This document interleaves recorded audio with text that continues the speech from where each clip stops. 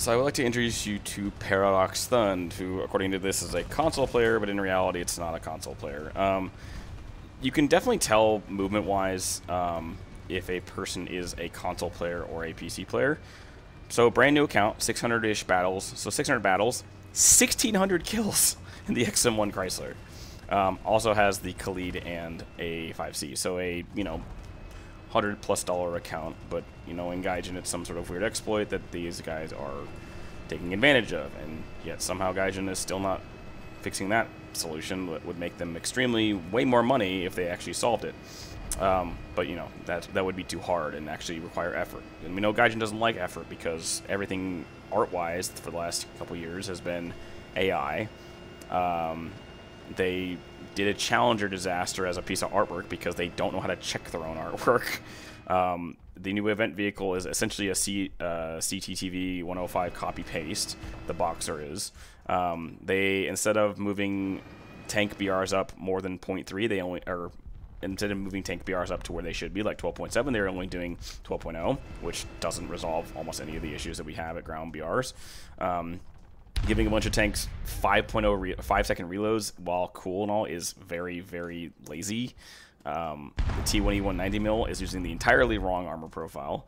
I can kind of go on. There's a bunch of gripes that I have in this game that, besides the cheating issue, the laziness of Gaijin has just gotten worse and worse and worse and worse.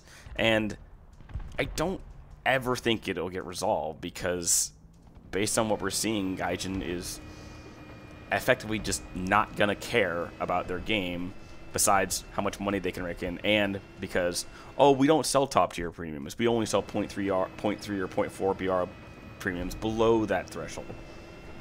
Right. You also allow an anti-cheat to persist in this game that is complete garbage, because for some reason it's a good idea to allow cheating in a game that you are ultimately allowing going forward. Also, the fact that why would you allow this much cheating to go on when in reality it would benefit you more to fix the cheating issue, or at least resolve some of it. Instead, you do nothing. You also allow people to get away with insane currency exploits, which essentially rob you of a bunch of profit. And you, I would bet, not pay your employees very well. Or at least the fact that because you're using AI art, you're not paying anybody really at all. Or the fact that the contracts you're paying for are using AI art, which is even worse. If it's the contractor case, that would literally just mean that they are allowing a contractor to get away with using AI art, and just saying that's just what we're doing.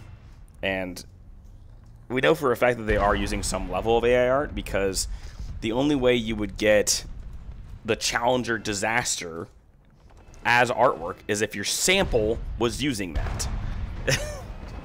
Which means that your sample for AI art was using that. And it's extremely sad that you qualify that as a, good piece of artwork when that disaster itself was... Now, granted, PR disasters aside, they did fix it, but it took someone on Reddit calling them out, saying, hey, you are showing something that is highly sensitive to a lot of people, and you probably shouldn't show it. And I think it was like a week after they announced that patch. I was like, this cloud looks really familiar. So, yeah, the number of gripes that I have with this game obviously go on and on, but I will say, in all due respect, I still enjoy playing this game. There aren't really any games outside of, like, World of Tanks or Armored Warfare, and both of those games are effectively the same because they're a health-based system, and they are not very well detailed. They're also... The only thing I like about World of Tanks is that obviously it doesn't do almost anything modern.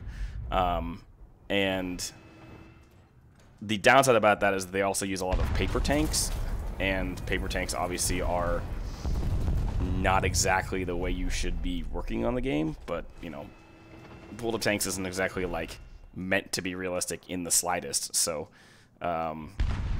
that's... What are you shooting at, dude? That's the ground.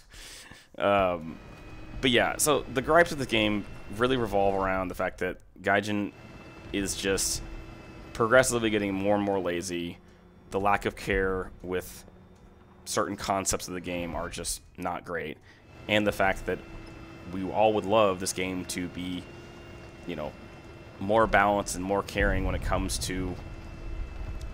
I mean, we all want the game to run correctly. We all want the game to feel nice. We all want it to do a thing, but a 10-plus-year-old game that does not run on more than a single core of a CPU is like unheard of nowadays.